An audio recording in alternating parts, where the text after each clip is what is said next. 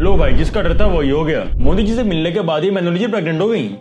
मजाक कर रहा हूँ भाई, सीरियस मत लेना। लेकिन देश के अंदर सच में एक बहुत बड़ी दिक्कत चल रही है, जिसको आप लोग रोज देखते हो और शायद आज भी देखा होगा, लेकिन कभी ध्यान नहीं दिया। और यही एक चीज देश की इकोनॉमी की कमर तोड़ती जा रही है। मैं बात कर रहा हूँ देश के रिटेलर क्राइसिस की, और ये बहुत ही गंदी रफ्तार से बढ़ रहा है इस वक्त। आप लोग यकीन नहीं करोगे, लास्ट के 5 सालों में एमएसएमई की डेटा के अकॉर्डिंग 75,000 से ज्यादा स्मॉल बिजनेसेस बंद हो चुके हैं। और ये तो वो बिजनेसेस थे जो रजिस्टर्ड थे। बहुत स्मॉल बिजनेस तो अपने आप को रजिस्टर भी नहीं करते, क्योंकि जरूरत ही नहीं पड़ती। बिजनेस स्टार्ट करने के बाद पहले ही साल में बेचारों का मार्केट से पत्ता कट जाता है। और जब बाजार में अब तक दुकान खोल के धंधा सेठ बनने बैठे थे, उनके भी कच्चे ढीले हो चुके हैं। क्योंकि जब से इंडिया में ई कॉमर्स बूम पर आया है, ऑफलाइन रिटेलर्स के प्रॉफिट मार्जिन और सेल्स को तो मान लो मोती आ गई है। और इसके दो सबसे बड़े रीजन है, कन्वीनियंस और कॉस्ट। और ये दोनों ही चीजें कस्टमर को ऑनलाइन में बेटर मिल रही हैं, क्योंकि जहां पर ई कॉमर्स कंपनीज अपने इन्वेंटरी को स्टोर करती हैं, उसकी एवरेज कॉस्ट बहुत कम निकल कर आती है। क्योंकि एक तो जहां पर इनका स्टोर होता है वो लोकेशन इतनी एलीट नहीं होती, सो उसका रेंट भी कम होता है। दूसरा, ये बहुत बड़ा स्पेस को रेंट पर लेते हैं, तो इवेंचुअली हर चीज को स्टोर करने की कॉस्टिंग कम आ जाती है। और इंडियन कस्टमर्स को बार्गेनिंग और प्राइस कंपेयर का कुछ ज्यादा ही शौक है यार। अला हर चीज में इनको सस्ता चाहिए, और ये काम अब और भी कन्वीनियंट हो गया है। सिंपल ऐप खोलो, स्क्रॉल करते रहो करते रहो करते रहो, और जो चीज सस्ती दिखी वो उसको उठाकर मंगा लो। तो एक तो टाइम बच गया,